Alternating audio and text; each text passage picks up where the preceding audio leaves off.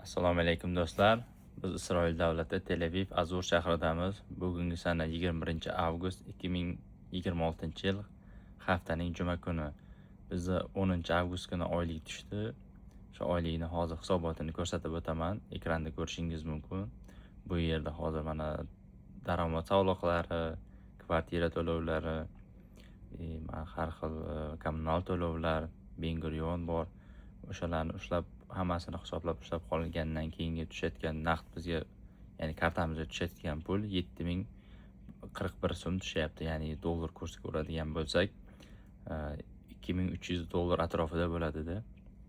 Ya'ni Isroil davlatida yangi kelgan hamyurtlarimiz, ishchilarimiz mana shunaqangi oyliklar olishadi, xudo xolasa. Isroil davlatiga kelmoqchi bo'lgan hamyurtlarimiz uchun qurilish sohasida turli xil vakansiyalarimiz bor. Bestvillga murojaat qiling.